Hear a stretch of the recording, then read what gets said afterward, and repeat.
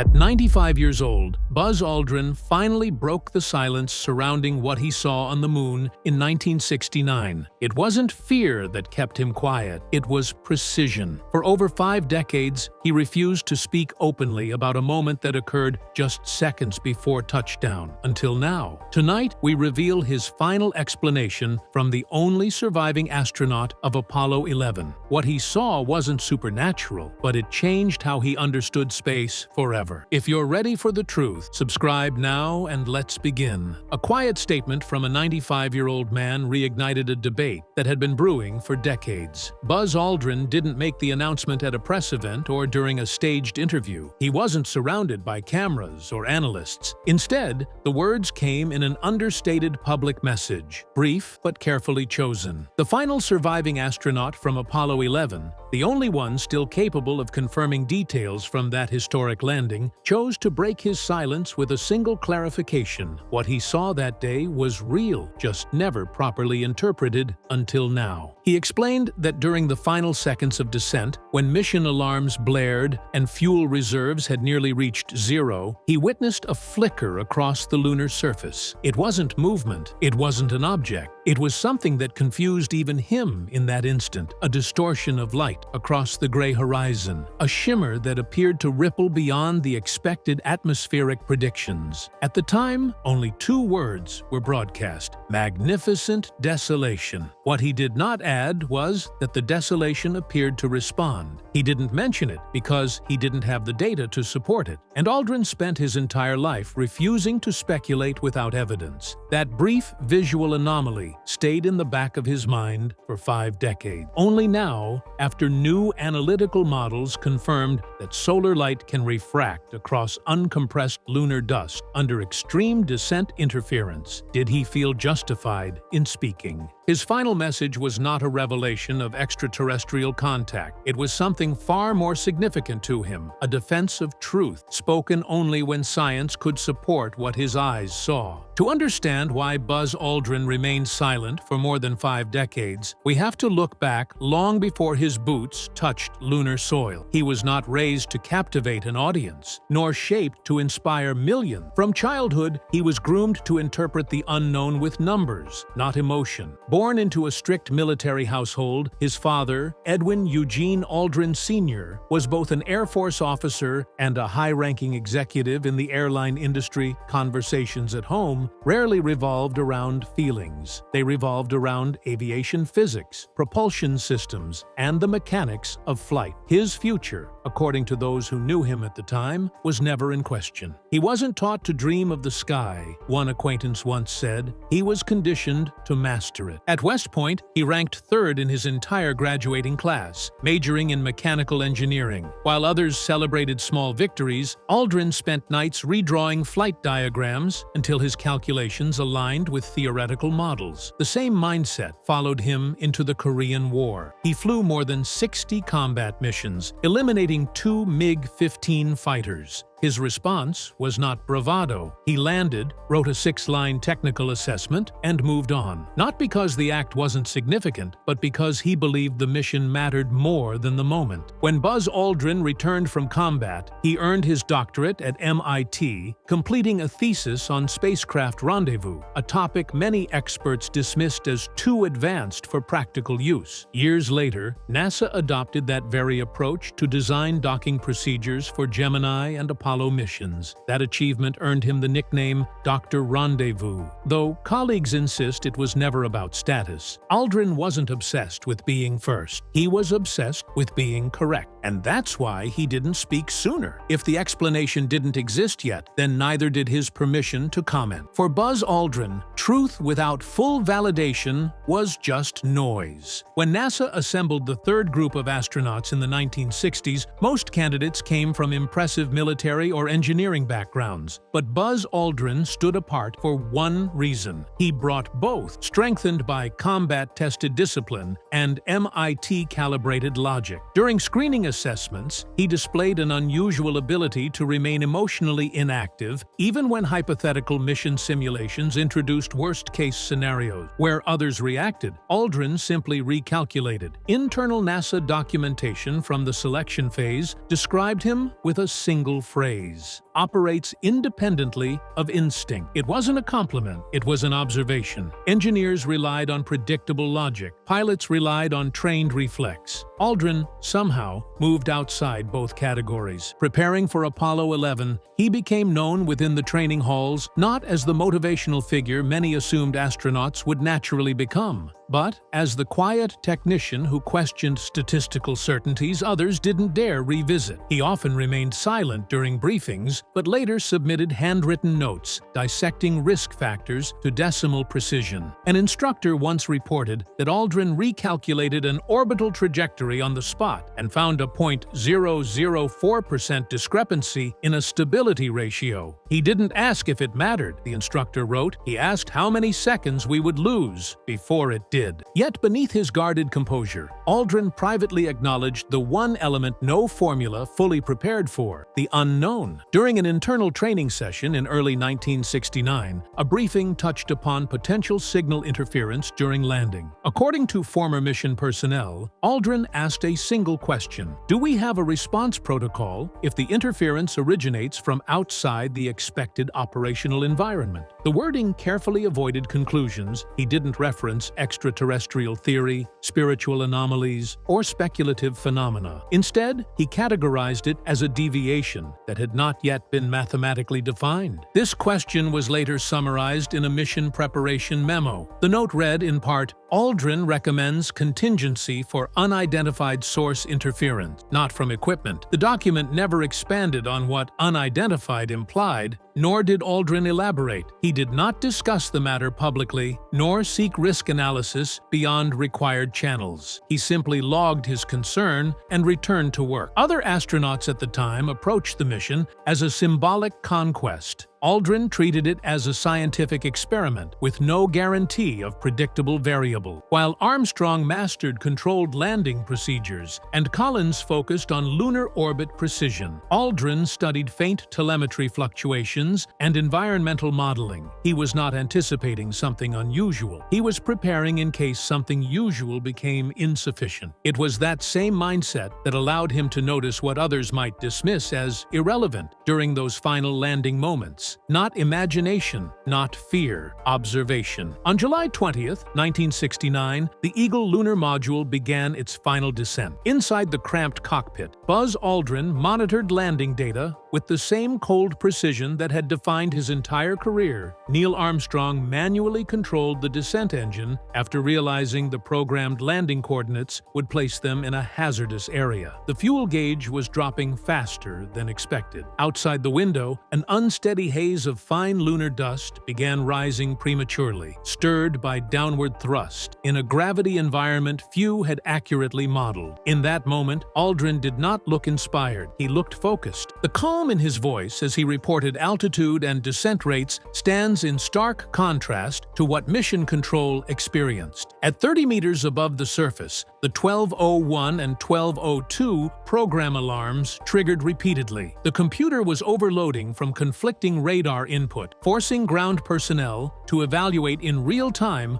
whether to abort. They didn't have minutes, they had seconds. While technicians debated, the cockpit remained silent, aside from the systematic call-outs from Aldrin, whose voice listed data values as steadily as if conducting a simulation. Right before landing, he noted the remaining propellant margin, roughly 13 seconds before the engine would fail. What he didn't say was that at this point, any minor deviation would result in crash impact. As Armstrong leveled the descent vector, Aldrin's eyes tracked both the vertical velocity indicator and the horizon through the small window. What he witnessed in that final moment appeared suspended between calculation and instinct. The dust cloud flared outward in a circular pattern, displacing in a way that defied the expected downward thrust path. Later analysis would confirm that under low gravity, partially ionized particles can refract light differently, but at that time, the effect was undocumented. Some described it as a ripple, others as a shimmer. Aldrin never used either word. He simply logged the landing. Contact light, he reported. It was not relief, it was conclusion.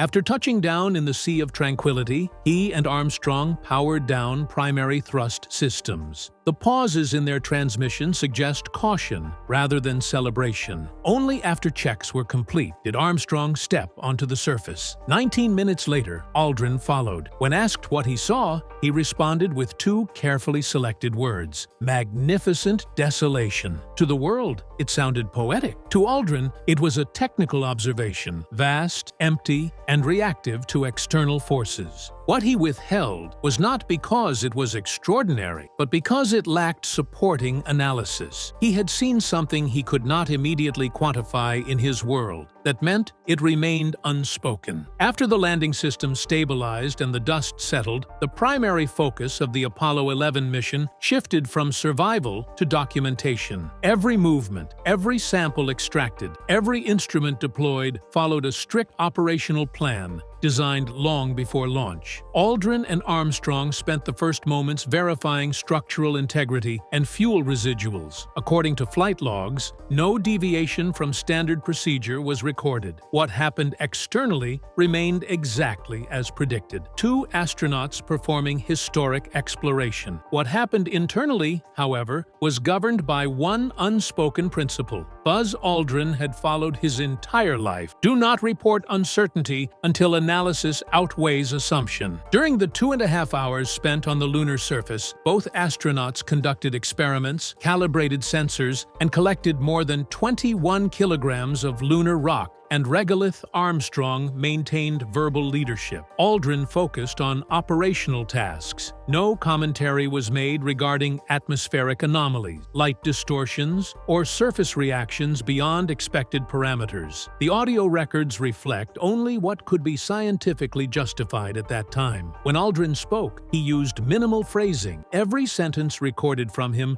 reads more like a data annotation than a personal reflection. However, multiple internal memos from technical review sessions following their return suggest that Aldrin provided significantly more detailed verbal analysis in private engineering discussions. According to one document paraphrased in 1970, he described the surface as unexpectedly reactive under engine-induced pressure displacement. The wording deliberately avoided ambiguous reference. He did not mention the shimmer, nor did he describe the effect visually. Instead, he noted that the lunar dust firms and fractures inconsistently, implying conditions capable of creating light variations. He stopped short of calling it anomalous. This restraint dictated how he approached public interviews. While Armstrong occasionally allowed observational commentary, Aldrin remained almost surgically factual. Some media outlets interpreted this as distance. In truth, it was caution. Years later, during limited interviews, he briefly addressed the moment with a single line that was often cut from broadcasts. "We saw what we came to see. Nothing more, nothing less." It sounded definitive. It was, in fact, protective. Aldrin believed the responsibility of eyewitness testimony extended beyond memory. It required alignment with post-mission analysis. And in 1969,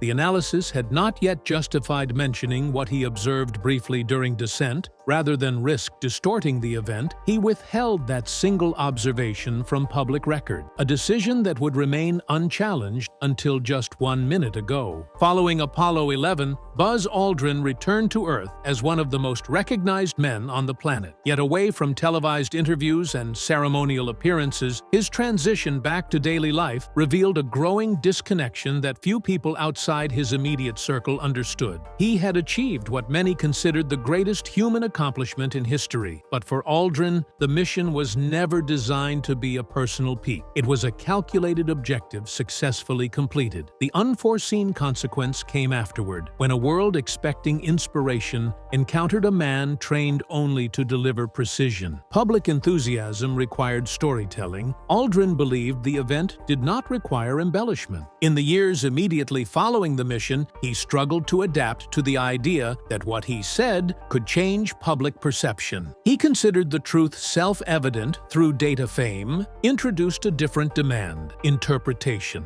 He was uncomfortable offering it. In private discussions, he described a growing sense of detachment, as though the mission he had spent years preparing for had left behind no clear equivalent challenge. Without defined objectives, he began to withdraw. In 1971, Aldrin officially left NASA and the Air Force. What followed were years marked by instability. He took a position within an aerospace contractor but resigned shortly after, due to what colleagues described as incompatibility with promotional goals. He later sold cars at a Beverly Hills dealership, a situation he described in his autobiography as a logical task with no logical placement. His first marriage, which had survived combat and spaceflight, dissolved under increasing strain. He discreetly entered treatment for alcoholism and later for clinical depression, conditions that at the time were rarely discussed in association with national heroes. Despite these challenges, he consistently avoided leveraging his lunar experience for personal attention. Even in moments of vulnerability, he refused to deviate from factual consistency. He never implied that something mysterious occurred on the moon, nor that the experience had shown him anything beyond what was technically observable. To those closest to him, Aldrin described his silence not as suppression, but as responsibility. "If the interpretation is not complete," he once said to a former associate, "the discussion remains unfinished." By the late 1970s, Aldrin began a methodical recovery. He engaged in structured treatment, then later became a support figure for others facing similar struggle. Rather than retreat completely, he redirected his focus toward studying advancements in space travel. It was during this period that he quietly revisited lunar descent telemetry data, searching not for answers he could speak, but for the confirmation he felt still lay somewhere within the numbers. As Buzz Aldrin began distancing himself from the emotional aftermath of the Apollo mission, he redirected his focus toward the field that had anchored him from the beginning. Not public recognition, but aerospace engineering rooted in pragmatic design. By the early 1980s, he quietly resumed participation in scientific discussions, no longer as a symbolic pioneer, but as a technical advisor analyzing potential interplanetary mission structures. Colleagues noticed a shift. Instead of revisiting his lunar past, he spoke almost exclusively about the future: orbital transfers, gravitational cycling, and long-term sustainability for crewed missions beyond Earth. It was during this period that he introduced the concept that would later bear his name: the Aldrin Cycler, a consistent loop spacecraft model designed to travel between Earth and Mars using gravitational assistance rather than continuous fuel consumption. He presented the concept at conferences and universities, including the University of North Dakota, where the Space Studies program adapted elements of his system into educational models. His proposals were received with respect, though often dismissed as too advanced for existing technology. Yet Aldrin continued presenting them without promotion or dramatization. Each lecture resembled a technical briefing, complete with trajectory mathematics, structural requirements, and failure probability analysis. He did not refer to Apollo unless asked directly, and even then, he offered sparse answers. "The mission was completed," he would say.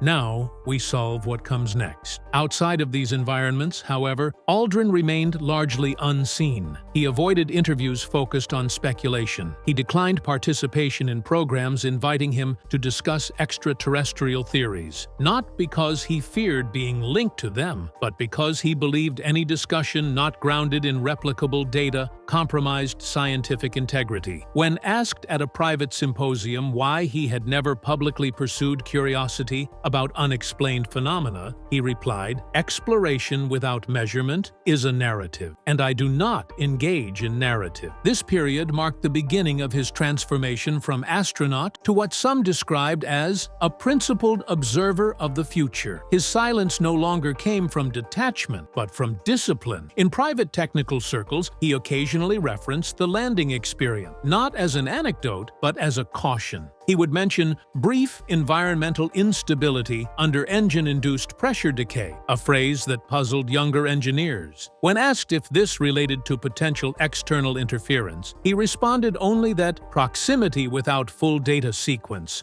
will always mislead interpretation. Privately, Aldrin had already returned to evaluating the descent data alongside evolving models of lunar light refraction. He did not search for validation of what he saw, he searched for confirmation of how it occurred. What he did not anticipate was that decades later, new analytical modeling would finally reveal what his eyes observed long before instruments could detect it. In the final years of his life, Buzz Aldrin reduced his public appearances and spoke only when necessary. After the loss of his wife in 2025, those close to him noticed a shift, not toward isolation, but toward completion. He revisited the lunar descent data using modern refractive modeling. What once seemed like a visual anomaly now aligned with newly validated light distortion patterns caused by engine exhaust interacting with loose lunar sediment. For the first time since 1969, the numbers supported what his eyes had recorded in silence. He finally clarified it. Aldrin stated he had not witnessed anything extraterrestrial nor any unknown craft. What he saw was a momentary energy displacement reflecting sunlight across the dust field. A scientific event ahead of its time, not beyond it. We were prepared for the mission, he said, but not yet for the explanation. He chose his final words carefully, defining his legacy not with mystery, but with closure. If something appears unexplained, wait until it is measurable, he wrote. Then speak. He did not protect a secret. He protected the truth until it could stand on its own. Thank you for watching. If this story challenged the way you see history, don't forget to subscribe so we can continue uncovering the moments that changed everything, even the ones we didn't understand until now.